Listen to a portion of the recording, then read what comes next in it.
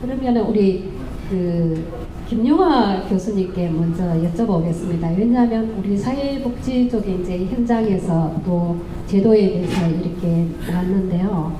아까 전에 제가 서두에서도 말씀드린 것처럼 지금 국회에서 예산을 심의는 하고는 있는가요? 하는 뭐 상임위 중심으로 해서 국회 자주 가시면 혹시 하고 있는지 알고 계세요? 예, 상임위별로는 지금 이제 예산 심의를 하고 있고요. 다만 이제 예산 심의를 위한 이제 특별위원회가 있는데 그 위원회가 뭐 최근에 약간 정치적 문제 때문에 조금 지연되고 있는 걸로 알고 있습니다. 그렇지만 상임위별로는 특히 뭐 보건복지 부분 같은 경우는 심도 있게 지금 논의되고 있는 것으로 알고 있습니다. 그 교수님께서는 우리나라 이제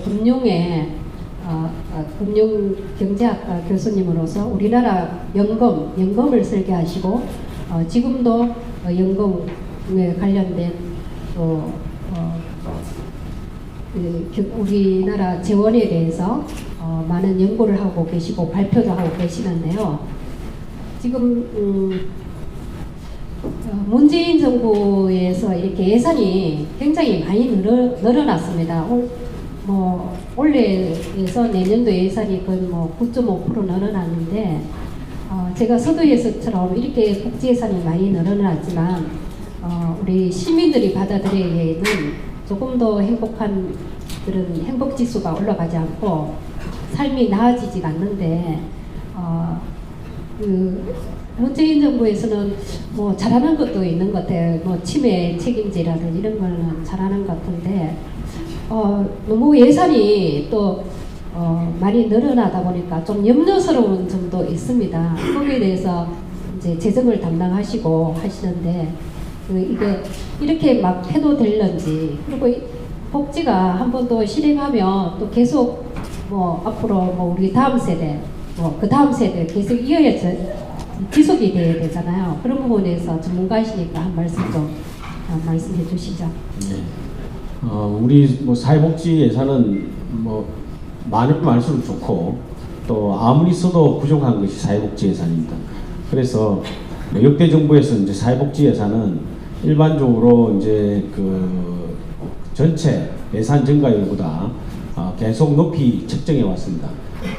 우리 일반적으로 보통 말하면 보수 정부에서는 복지 예산을 증가를 안 한 같이 이야기하지만 실제로 이명박 정부나 박근혜 정부나 그 전에 노무현 정부나 또 김대중 정부나 할 것 없이 모두 다 일반 예산 증가율이 5%면 복지 예산 증가율은 한 7.5%씩 한 1.5배씩 빠르게 증가시켜 왔습니다. 그래서 사실 이제 과거에 10년 전에는 GDP 대비 그 복지 지출 비중이 한 5% 간 넘는 수준이었는데 지금은 GDP 대비 한 10% 수준을 넘어서는 그런 국가로 가고 있습니다. 그렇지만 현재 그 10%를 좀 넘는 11% 정도 수준이라는 것은 OECD 평균 GDP 대비 복지 예산 지출 비율에 비하면 절반을 조금 넘는 수준입니다. 그러니까 여전히 이제 복지 수준이 낮은 것이죠. 그러니까 좀 복지 예산은 빠르게 증가시킬 수밖에 없는데 그럼에도 불구하고 이제 최근에 3년간의 이제 복지 예산 증가율을 보면은 거의 평균 두 자릿수 증가율을 했습니다. 내년도 이제 2020년 예산도 12% 정도 복지 예산을 증가시키고 있습니다. 그동안 과거 어떤 정부보다도 예산을 빠르게 증가시키고 있는데 이것은 그런데 사실은 또 아까 우리 회장님께서 말씀하셨듯이 우리나라 전체 예산 증가율이 9.3%입니다. 그것에 비하면 이번에 12%를 올려도 대비로 하면 사실은 상대적으로 보면 덜한 거예요. 그렇지만 이제 두 자릿수 예산 증가니까 엄청나다고 할 수 있고요. 그리고 지금 제가 분석을 해보니까 복지 예산 증가율은 이제 정부가 통제하기가 이미 힘든 상태에 왔다라고 생각됩니다. 왜냐하면 이제 우리 복지 예산 중에서 사회보험 예산 같은 경우는 법에 의해서 집행되는데 이 법에 의해서 집행되는 8대 사회보험 예산 증가율이 한 해 9.5% 정도 됩니다. 그러니까 이거는 뭐 그리고 이제 전체 예산에 차지하는 복지 예산에 차지하는 비율도 거의 60%가 넘거든요. 그 사회보험 예산이. 그러니까 앞으로도 복지 예산 다른 제도를 하나도 실천하지 않더라도 복지 예산 증가는 꾸준히 계속 높게 될 수밖에 없고 제가 계산을 해보니까 2060년이 되면 GDP 대비 우리 복지 예산 증가 비중은 한 29% 정도로 늘어날 것으로 예상됩니다. 지금 10%인데 29%니까 거의 이제 그 스웨덴 정도의 복지 국가가 되는 것이죠. 그런데 그러면 이제 우리나라도 스웨덴 같이 되는구나라고 이제 생각할 수 있는데 그렇지 않습니다. 왜 그런가 하면 스웨덴의 지금 노인 인구 비율은 20% 정도인데 29%를 쓰고 있거든요. 그런데 2060년에 우리나라 노인 인구 비율은 40%를 훨씬 넘습니다. 40%가 넘는데 29% 써봐야 여전히 절반 복지밖에 안 된다는 겁니다. 그래서 이 우리나라 복지는 굉장히 다른 어떤 나라보다도 복지 예산 증가율이 거의 1등 수준에 열심히 따라가고 있지만 노인 인구 증가율이 또 세계 1등이고 그 세계 1등의 정도가 다른 나라의 타의 추종을 불허하는 속도로 가고 있기 때문에 복지 수요 증가가 복지 예산 증가를 훨씬 더 앞지르기 때문에 여전히 절반 복지밖에 못하는 그런 사정에 미래가 예측되고 있습니다. 그래서 이런 그 상황하에서 우리나라 복지는 그냥 선진국이 하듯이 하면은 여전히 절반 복지밖에 안 됩니다. 그래서 선진국이 하는 복지가 아니라 한국의 사정이나 한국의 행편에 맞는 그리고 한국의 실정에 맞는 한국형 복지 모형을 빠르게 국민 합의를 해서 만들어서 우리가 같은 예산을 쓰더라도 많은 분들이 복지 예산에 복지에 대한 혜택도 받고 복지에 대한 만족도가 높일 수 있도록 바꾸어 나가야 되지 않을까 합니다. 이것이 지금 우리가 앞으로 이 고령화가 더 연장되기 더 높아지기 전에 빠르게 이렇게 정착시켜야 될 정책 과제가 아닌가 생각합니다. 감사합니다. 요즘 우리나라 복지제도가 얼마나 많은지 모릅니다. 요즘은 아는 만큼 복지를 누릴 수가 있습니다. 그래서 우리 김용화 원장님 아까 전에 이제 재정에 대해서 조금 설명이 조금 더 해주셨으면 좋겠고요. 특히 국민연금이 2060년도에 고갈된다 했다가 지금 뭐 이게 돈을 재정이 조금 점점 늘어나니까 뭐 3, 4년 땡겨진다 이렇게 이야기하고 있는데 저희 연구에 자원봉사자들이 굉장히 많이 와요. 젊은 친구들, 직장인들 이렇게 오는데 연금에 대해서 다들 좀 걱정들을 하고 있더라고요. 내가 지금 연금 내어서 60대 받을 수 있을까? 이런 그런 이야기를 좀 하고 하는데 지금 그런 부분에서 연금에 대해서 또 지속 가능성에 대해서 그 부분도 조금 더 설명해 주시면 좋겠고요. 정세 이야기를 또 조금 다음 질문을 할까요? 우선 연금에 대해서 좀 지금 이제 우리나라 국민연금은 정말 모범적으로 잘 운영되고 있는 제도라고 할 수 있습니다.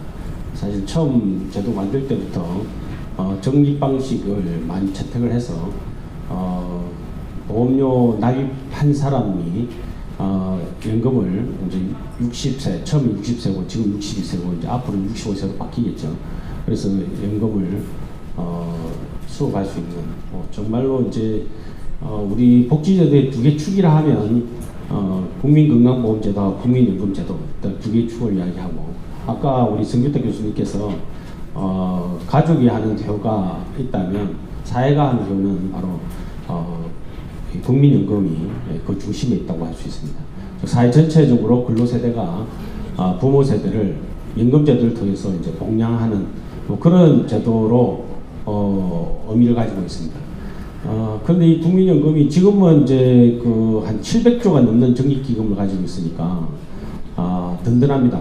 그래서 걱정할 것이 없을같이 보이는데 2057년에 이제 적립기금이 고갈된다고 하니까 많은 분들이 걱정을 많이 하고 있어요. 이 연금을 받지 못하는지 아니냐. 근데 제가 보니 여기 계신 분들은 연금 받을 걱정 안 해도 될 것 같아요. 2057년에 정기기금이 고갈되니까 2057년까지 다 살아 계시면 좋겠고요. 어떻든 뭐 2057년까지는 뭐 이렇게 걱정이 없습니다. 그런데 이제 문제는 적립기금이 고갈되고 나면 어떻게 할 거냐가 이제 큰 과제가 되는 것이죠. 실제로 이제 서구 유럽의 대부분의 국가들이 국민연금은 적립기금 없이 운영하고 있습니다. 그냥 근로세대가 부모 세대를 보험료 내서 연금 지급해 드리고 있거든요. 그야말로 사회적으로 효를 하는 제도로서 운영을 하고 있습니다. 그런데 우리나라도 그러면 서구 유럽이 하듯이 그렇게 근로세대가 보험료 내고 노년 세대가 그 보험료로 바로 연금을 받는 그런 부가방식적 연금 제도를 운영할 수 있느냐 하는 것인데 문제는 이제 인구 구조가 받쳐줘야 됩니다. 예를 들면 인구 구조에 근로세대의 인구가 많고 노년세대 인구가 상대적으로 적으면 서구 유럽과 같은 그러한 효도연금 제도를 갖다가 운영을 할 수가 있는데 우리나라는 지금 아까 말씀하신 대로 노인구 비율이 2067년이 되면은 46.5%가 됩니다. 그러니까 전체 인구 중에서 거의 절반이 65세 이상 인구가 되는 거죠. 그리고 이제 그 부양 비율이라고 해서 근로세대와 수혜를 분모로 하고 노년세대의 수를 분자로 했을 때 이걸 우리 이제 근로세대 한 분이 노년세대 몇 분을 모시느냐 할 때 이제 계산을 해보니까 2067년이 되면 우리나라는 102가 됩니다. 그러니까 그 근로세대 100명이 노년세대 102분을 모셔야 됩니다. 그러니까 뭐 그냥 간단하게 이야기하면 근로자 한 명이 노인 한 분을 모셔야 돼요. 그러면 예를 들면 이제 그 어르신에게 지금 연금 많이 주자고 자꾸 이야기하고 현 정부가 100만 원씩 주자고 이야기하는데 만약에 그 시대에 대해서 노인 한 분한테 100만 원 드리려면 근로자 한 분이 자기 월급에서 국민연금 보험료만 100만 원을 내야 됩니다. 왜냐하면 그냥 적립기금이 없으니까 그냥 노인 한 분을 근로세대 한 분이 모셔야 되니까 자기 소득의 100만 원을 노인한테 어르신한테 들어야 그것이 연금이 되거든요. 그런데 실제로 그 당시에 가면은 이 연금만 문제가 되는 게 아니라 이게 그 노령화 사회의 가장 큰 문제가 아픈 문제가 있습니다. 그래서 어르신들 병원비, 의료비가 많이 들게 되는데 선진국들 지금 조사를 해보면 국민연금에 나가는 돈이나 의료보험에 나가는 돈이나 거의 비슷합니다. 그러니까 100만 원을 어르신을 위해서 써야 되면 연금으로 그다음 건강보험을 위해서도 또 100만 원을 써야 됩니다. 그러면 지금 우리나라 평균소득, 우리 국민연금 평균소득 가입자 평균이 250만 원이거든요. 그 250만 원인데 그 중에 이제 사용자 근로자분을 뺀다 하더라도 절반만 낸다 하더라도 250만 원 중에서 근로자가 소득이 250만 원인데 100만 원을 건강보험과 국민연금 보험료를 내면은 뭐 먹고 삽니까? 아이는 어떻게 키우고 세금은 어떻게 내고 나라가 안 되는 거죠. 그래서 우리나라 같이 이렇게 특수하게 고령화가 다른 나라에 유례가 없는 이 나라 같은 경우에서는 서구 유럽과 같이 부가 방식적으로 흘러가서는 안 되고 적립금을 유지할 수 있도록 해서 가능하면은 적립 방식 하에서 연금 제도가 유지될 수 있도록 해야 됩니다. 그런데 적립 방식으로 유지한다는 그 전제는 뭔가 하면 누구나 자기가 연금만큼을 근로세대 때 적립해 놨다가 노년 때 그 적립해 놓은 걸 그냥 받아가면 되거든요. 1대1로. 자기가 100을 내놨으면 노년 돼서 100 가져가고 이자 부채까지 계산한 거죠. 그렇게 가져가면 되는데 지금은 우리 국민연금이 50만 원 내고 100만 원 받아가는 그런 구조가 되어 있거든요. 2배를 받아가는 구조가 되어 있어요. 그러니까 적립기금이 고갈되는 거거든요. 그러면은 결국은 이제 이 제도가 개선되려면 현재 국민연금이 9% 내고 있으면 적어도 국민연금 보험료를 17%까지 올려야 적립기금이 고갈되지 않고 운영이 됩니다.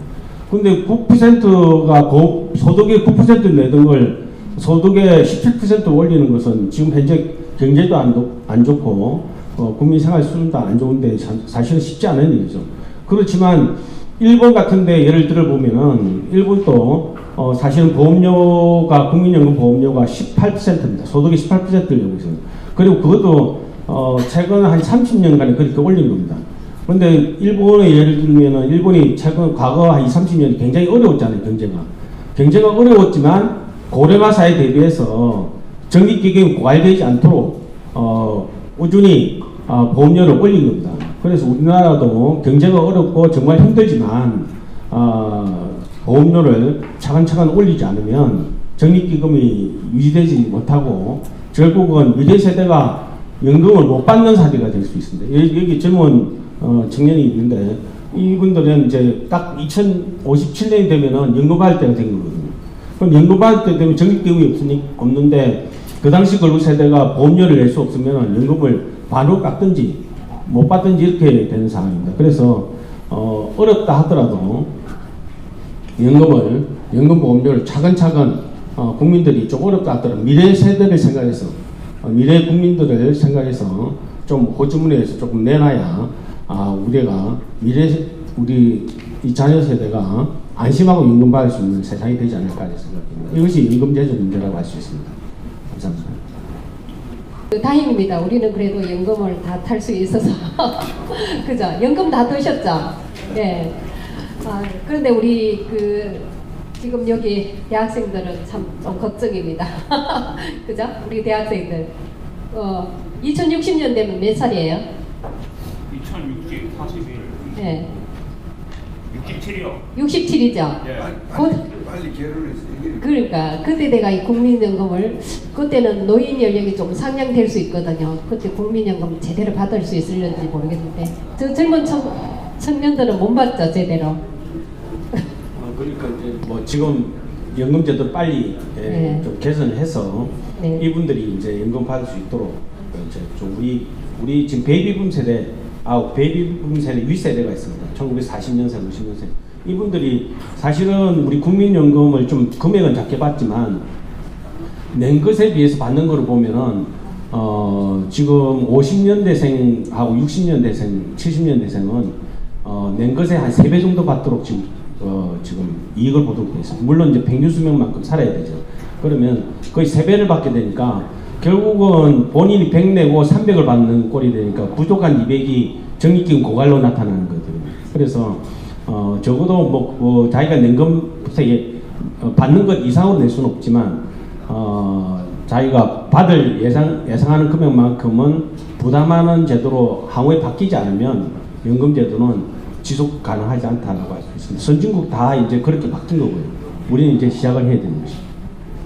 우리 저출산 문제가 나왔는데요. 2006년도에 영국의 데이비드 콜먼이라는 학자가 2006년도에 대한민국이 이런 식으로 애를 안 낳으면 300년 후에는 국가로서 역할을 못한다 이 경고를 했는데 그분의 경고보다 더 심각하게 지금 애를 안 낳습니다. 근데 우리 뭐 여기 계신 분들은 이제 자녀들한테 결혼하라고 하고 뭐 애를 낳으라고 해야겠는데 뭐 요즘 젊은이들이 뭐 부모가 결혼하고 뭐 애를 낳으라고 한다고 어디 결혼하고 낳습니까? 그죠? 정말 큰 재앙입니다. 인구 절벽이. 그래서 우리 김용화 교수님께 여쭤보려고 하는데요. 저출산이 곧 그거거든요. 우리 노인 세대들은 경제학 개념으로 보면 지출 세대입니다. 앞으로 놀 아이들은 수입입니다. 경제학적으로 맞죠? 이 수입과 지출이 너무 안 맞는 거예요. 이미 지금 우리나라 인구가 역피라미드 현상인데 지금 세금이 지금 문제입니다. 돈은 이렇게 우리나라 예산은 매년 이렇게 늘어나는데 세금을 지금 정세를 해야 되는데 정세를 못 하고 있잖아요. 그래서 이번에 우리 김용하 원장님께서 복지 연금이라든지 재정의 전문가 또 복지 전문가로 해서 자유한국당의 인재 영입으로 1호로 들어가셨는데 정말 큰 역할을 좀 해주셔야 될 것 같은데요. 그 인구 정책이라든지 재원 마련, 정세에 대하여서 조금 말씀해 주시고 앞으로 자유한국당에서 큰 역할을 어떻게 하실 건지 그것도 각오도 조금 말씀해 주시죠. 네. 뭐 아직도 확정된 것도 아무것도 없고요. 그냥 언론에 났습니다. 예. 지금 우리나라의 지금 저출산 문제는 우리가 지난 2005년부터 제1차 저출산 고령사회 기본 계획을 시작해서 지금 계속 정부가 가장 국정 과제 중에서 가장 우선순위를 두고 노력하고 있습니다만은 백약이 무효인 그런 상황입니다.